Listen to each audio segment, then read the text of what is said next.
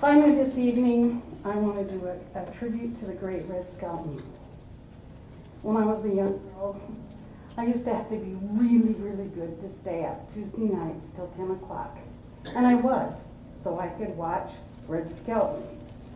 I loved to see Gertrude and Heathcliff, Freddie the Freeloader, and Clem Candidlehopper, George Appleby. They all emerged from this talented and gifted man. Some of you don't know, but Red Skelton was also a patriot, a true patriot. I guess so. He loved his country, and he loved his flag. He loved the freedom that America stood for. Red's pledge was twice read into the congressional record. In researching Mr. Skelton, I watched an interview that he gave about this speech. He said it took him over 2 years for the networks to allow him to do it. And it was only aired by accident.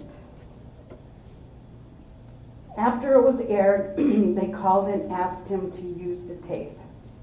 And he said no.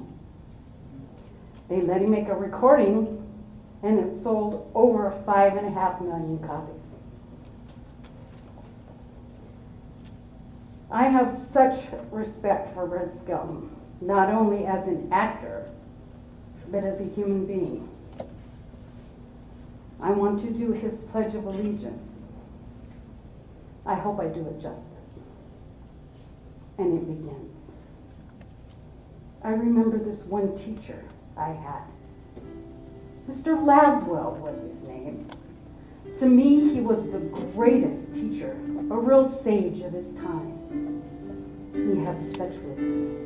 He said, "You know, boys and girls, I've been listening to you recite the Pledge of Allegiance all semester, and it looks as though it's becoming monotonous to you.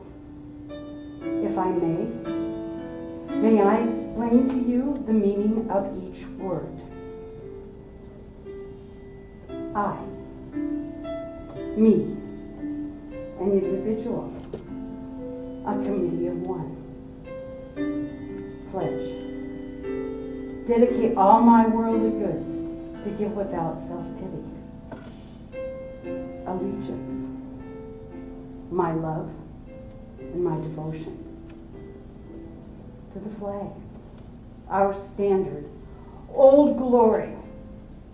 Wherever she waves, there's respect, because your loyalty has given her dignity that shouts freedom is everybody's job. United. That means that we have all come together. States. Individual communities that have united into 48 great states. 48 individual communities with pride and dignity and purpose, all divided by imaginary boundaries, yet united in a common cause, and that is love for this country. And to the Republic,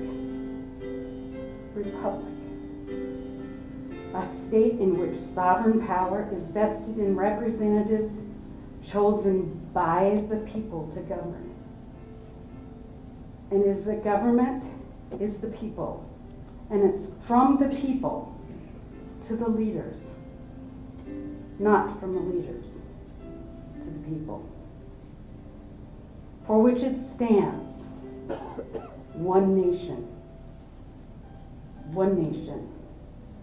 meaning so blessed by God, indivisible, incapable of being divided, with liberty, which is freedom, the right of power to live one's own life without threats, fear, or some sort of retaliation,